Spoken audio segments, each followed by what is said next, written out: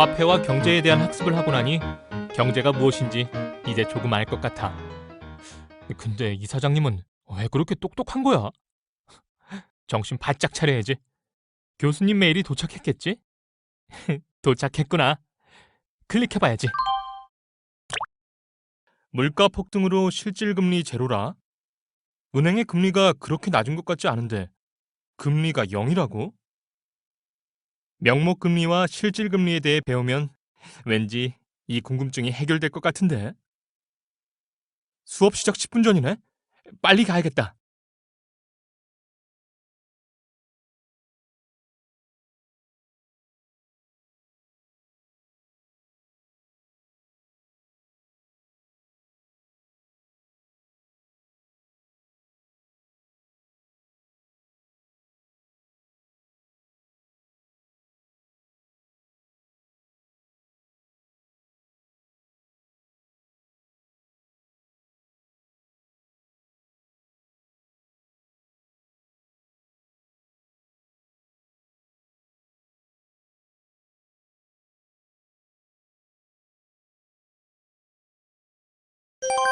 안녕하십니까. 오늘은 금융에 대해 다뤄보도록 하겠습니다. 자, 그럼 모두 온 것 같으니 수업을 시작해 볼까요? 이번 시간 학습에 열심히 참여하면 여러분은 금융과 금리에 대해 설명할 수 있고 금리 변동이 경제에 미치는 영향에 대해 설명할 수 있습니다. 그리고 금융시장과 그 유형을 구분하고 설명할 수 있게 됩니다. 잠깐, 이것은 여러분이 학습하면서 파악해야 할 키워드니까 수업을 진행하면서 꼭 기억하세요. 금리를 알면 경제가 보인다. 명목 금리는 물가 상승에 따른 구매력의 변화를 감안하지 않은 금리이며 네모는 명목 금리에서 물가 상승률을 뺀 금리이다. 학습을 통해 정답이 무엇일지 맞추어 보세요.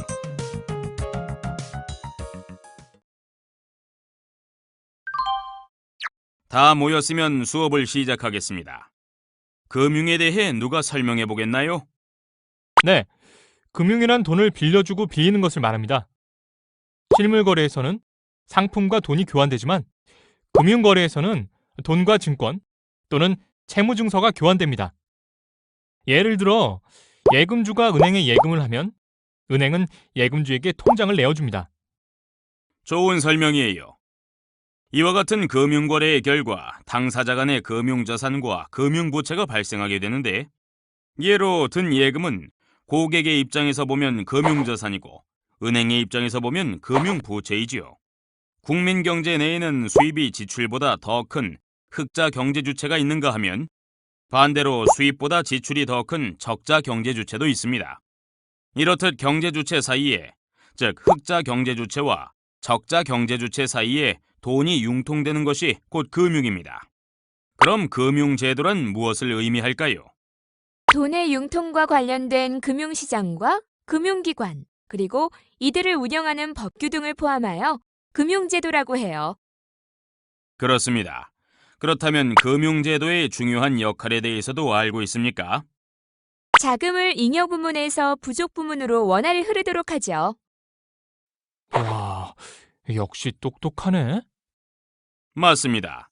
금융제도가 제대로 작동하지 않으면 사회 전체적으로 후생이 감소합니다.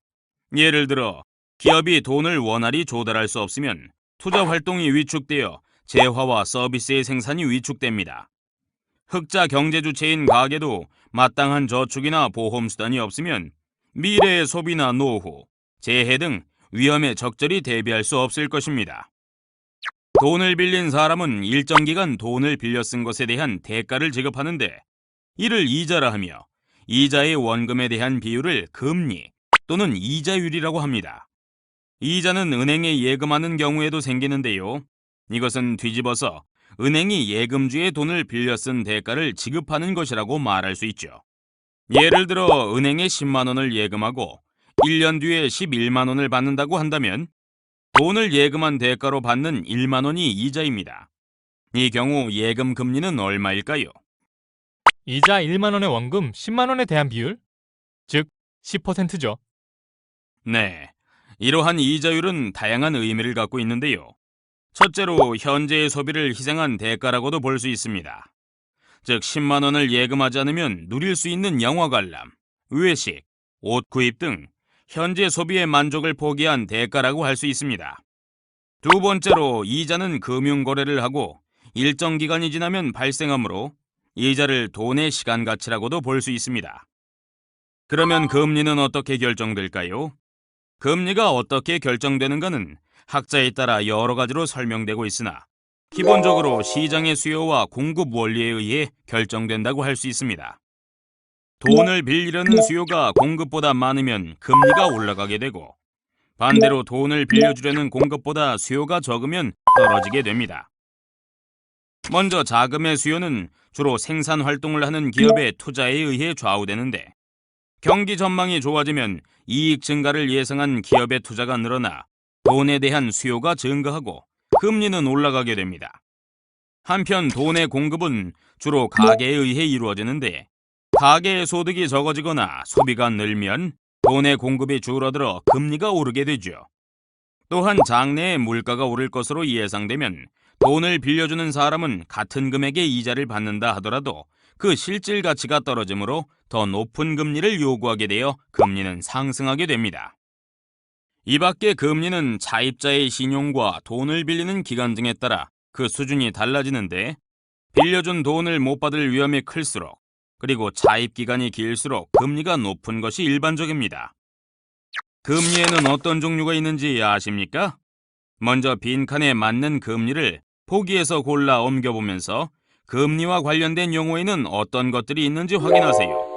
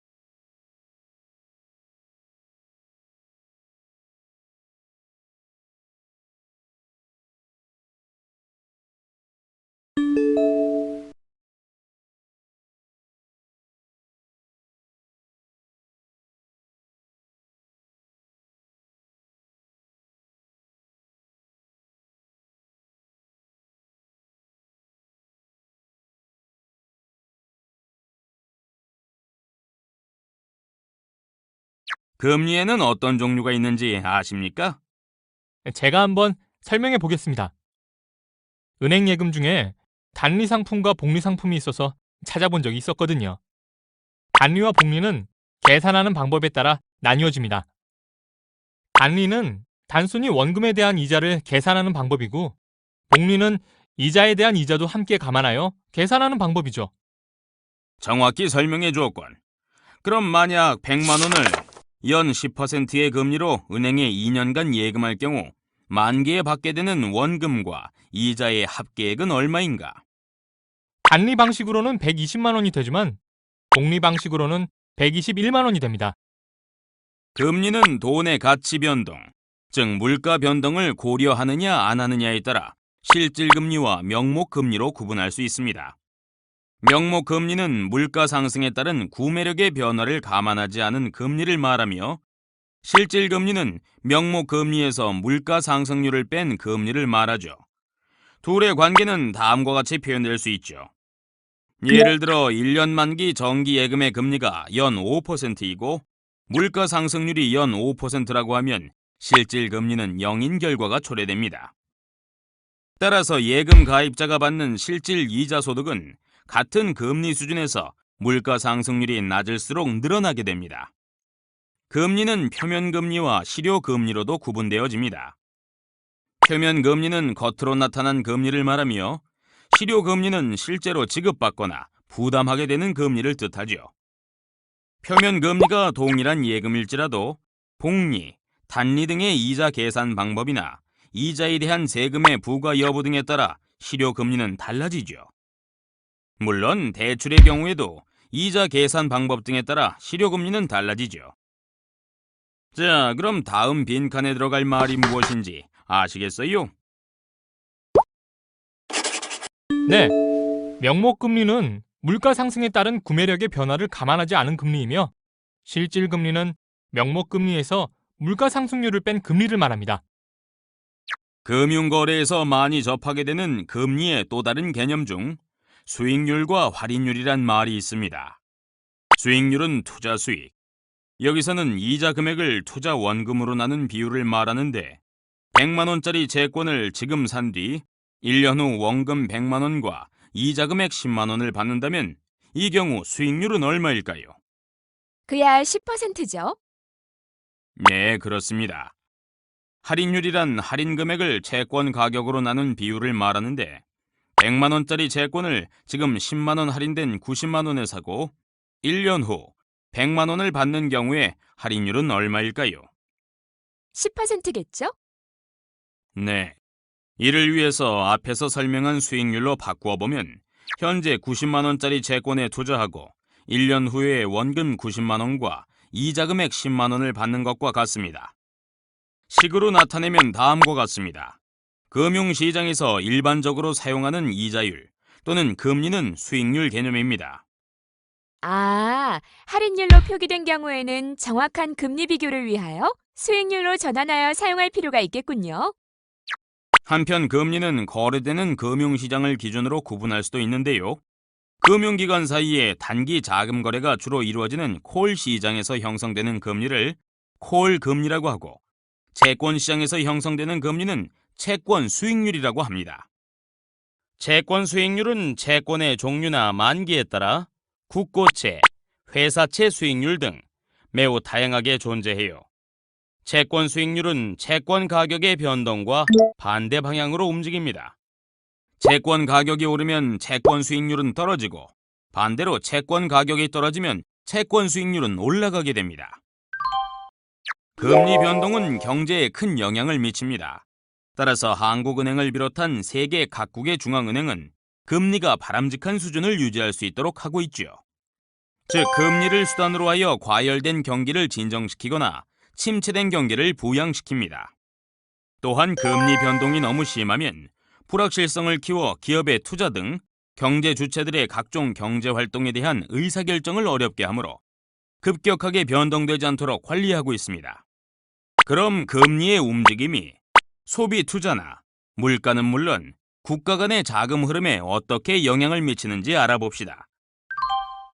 가계의 소비는 기본적으로 소득 수준의 영향을 받아 결정됩니다만 금리에도 영향을 받습니다.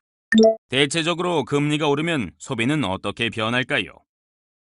은행 등 금융기관에 같은 금액의 돈을 맡기더라도 더 많은 이자를 받을 수 있기 때문에 다르게 표현하여 지금 소비하는 데 대한 기회비용이 커지기 때문에 저축을 늘리고 소비를 줄이게 되며 금리가 떨어지면 소비를 늘리게 되겠죠. 금리는 자금을 조달하는 데 드는 비용이기 때문에 금리가 오르면 기업의 투자에 따른 비용 부담이 늘어나게 되어 투자가 줄어들고 반대로 금리가 낮아지면 투자는 늘어나게 됩니다. 금리 변동은 물가에도 영향을 미칩니다. 금리가 오르면 기업의 투자 활동이 위축되고 개인도 소비보다는 저축을 많이 하는 등 전체적으로 상품을 사는 수요가 줄어들어 물가를 하락시키게 됩니다. 그러나 이자가 상품의 생산 원가에 포함되기 때문에 금리가 오르는 경우 제품 가격을 올리는 요인이 될 수도 있습니다. 이와 같이 금리가 물가에 미치는 영향은 서로 상반된 두 가지 요인 중 어느 쪽 영향이 더 큰가에 따라 달라지는데 원가 상승 효과보다 수요 감소 효과가 더 크기 때문에 물가가 떨어진다는 것이 일반적인 견해입니다. 금리의 변동은 나라와 나라 사이 돈의 움직임, 즉 자본 이동에도 영향을 미치게 됩니다. 환율 등 다른 여건이 같은 경우에 우리나라 금리가 올라 외국 금리보다 높아지면 외국 사람은 우리나라에서 돈을 운용하는 것이 자기 나라에서보다 더 많은 이익을 얻을 수 있기 때문에 국내로 자금을 유입하게 됩니다. 반대로 외국의 금리보다 우리나라 금리가 낮아지면 돈이 보다 높은 이익을 찾아 해외로 빠져나가게 됩니다. 왜 금융시장은 다양할까? 네모란 만기 1년 미만인 단기 금융상품이 거래되는 시장이고, 네모는 주식과 채권이 거래되는 시장이다. 학습을 통해 정답이 무엇일지 맞춰 보세요.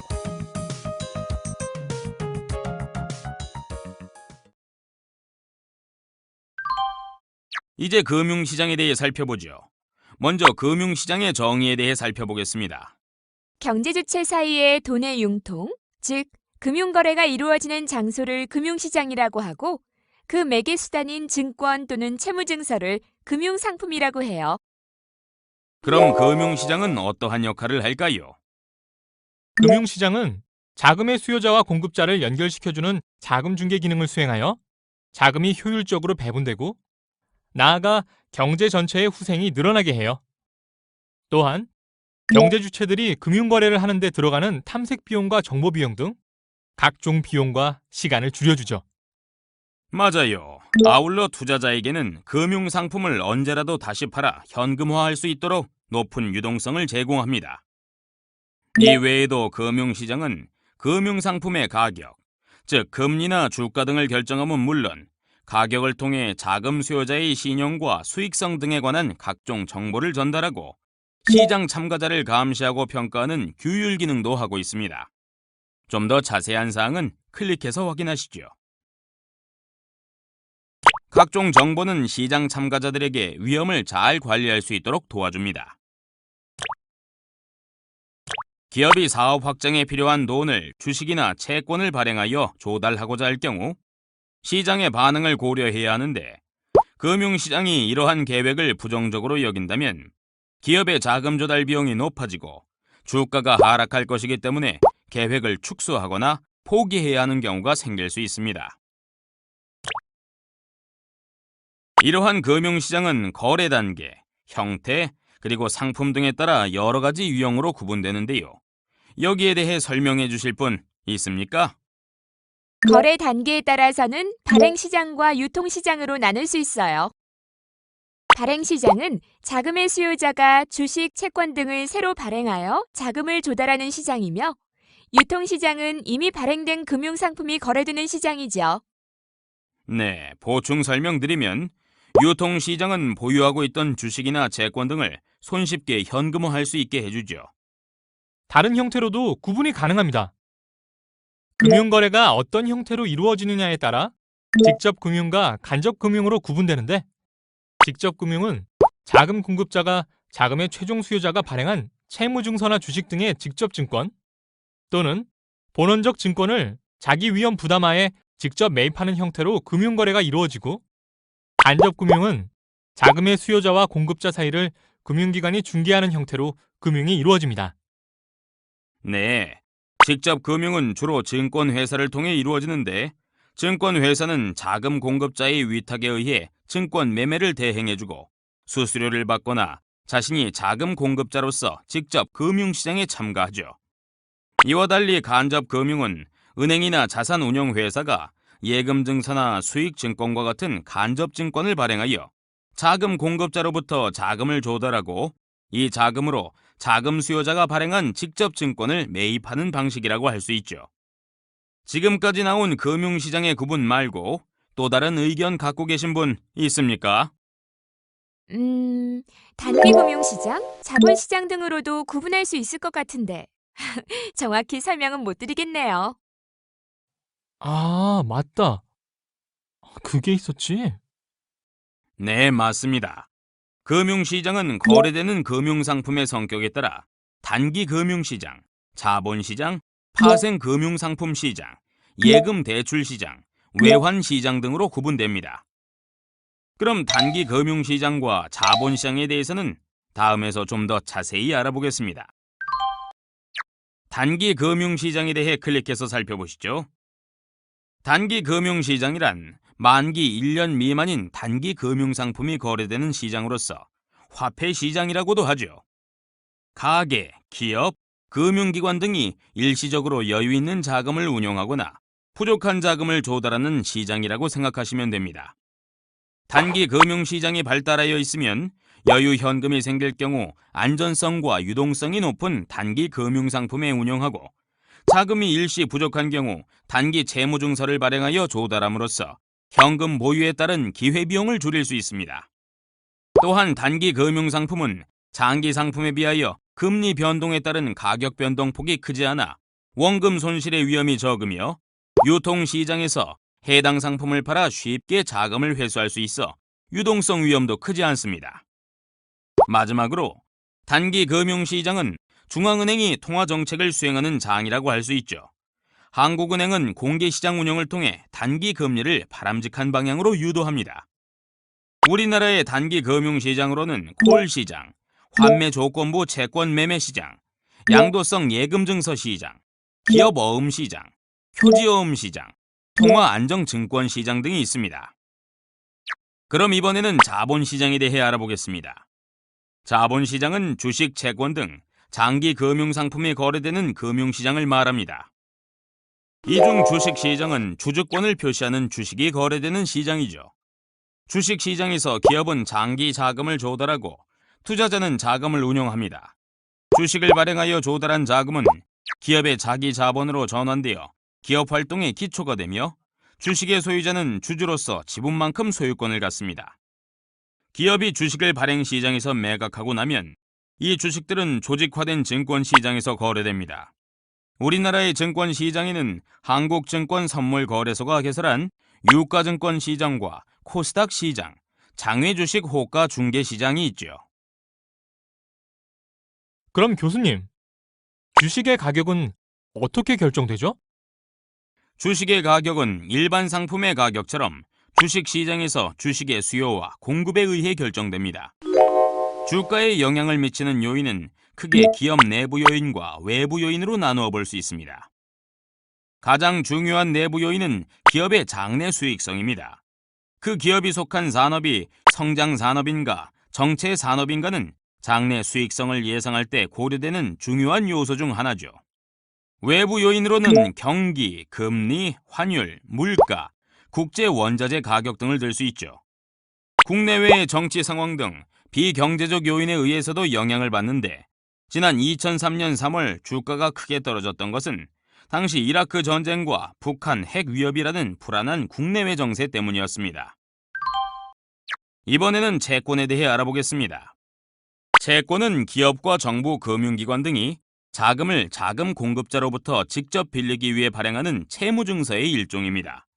즉, 돈을 빌리는 사람이 이 증서를 소유한 사람에게 정해진 이자와 원금을 갚아야 할 의무가 있음을 명시한 것으로서 차용증과 같죠. 채권도 주식처럼 산 사람이 그 채권을 만기까지 보유할 수도 있고, 만기 이전에 유통시장에서 팔 수도 있습니다. 채권에는 무엇이 적혀 있을까요? 빌린 자금을 갚는 시기, 즉 만기와 만기가 되기까지 정기적으로 지급되는 이자율, 만기일에 지급되는 금액 등이 적혀 있죠. 만기일까지 정기적으로 지급되는 이자를 표면이자, 만기일에 지급될 금액은 액면가라고도 하죠? 그렇다네. 공부를 미리 좀 해왔나 보군. 이제 좀 인정해 주시네.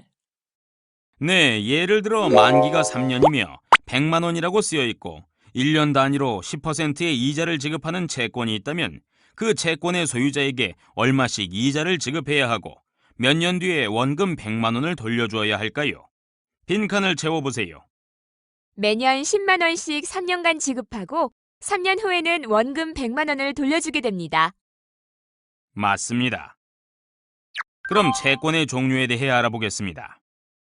채권은 누가 발행하느냐에 따라 정부가 발행하는 국채, 한국은행이 발행하는 통화안전증권, 지방자치단체가 발행하는 지방채, 일반 기업이 발행하는 회사채, 은행, 신용카드회사, 증권회사 등 금융기관이 발행하는 금융채, 예금보험공사, 토지공사, 한국전력 등 특별법에 의해 설립된 공공법인이 발행하는 특수채 등으로 구분하죠.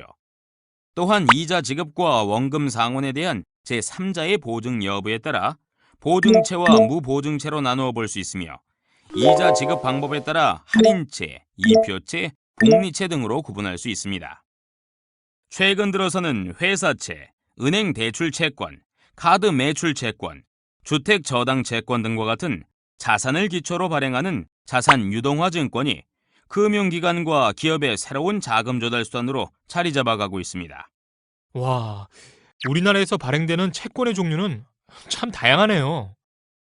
금융이 발달하면서 채권의 종류가 더욱 늘어나겠군요. 기업은 주식이나 채권을 발행하여 장기 자금을 조달할 수 있는데요. 주식과 채권의 성격은 크게 다릅니다. 다음 문제를 통해 확인하시죠. 모든 문제를 맞추면 주식과 채권의 성격에 대해 좀 더 자세히 소개하겠습니다.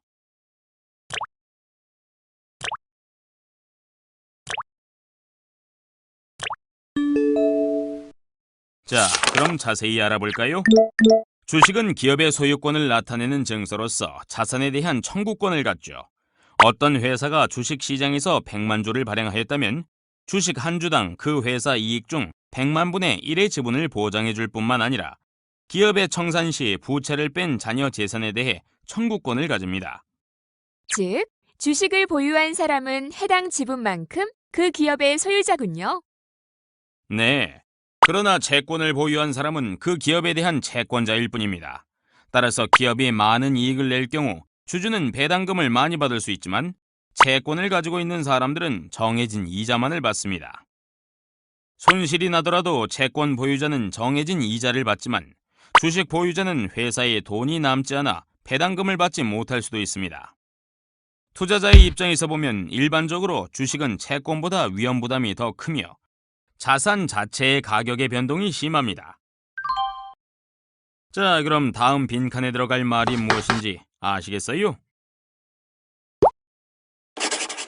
네, 단기 금융시장이란 만기 1년 미만인 단기 금융상품이 거래되는 시장이고, 자본시장은 주식과 채권이 거래되는 시장을 말해요. 그럼 오늘 학습한 내용을 확인해 보시겠어요? 문제를 잘 읽고 알맞은 답을 선택해 보세요.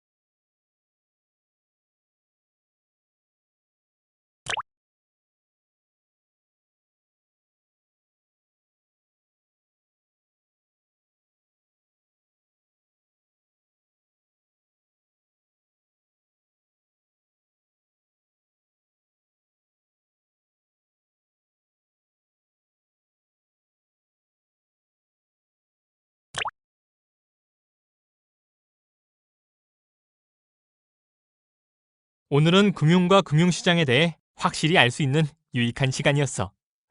잊기 전에 정리해보자.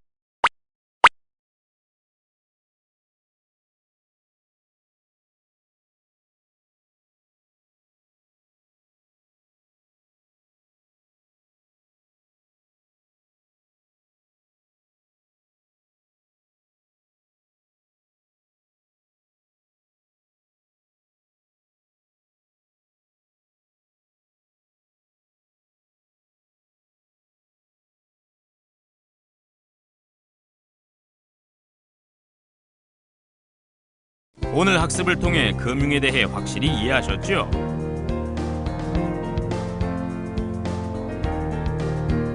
다음 시간에는 금융과 신용에 대해 알아보겠습니다. 다음 시간에 다시 만나요.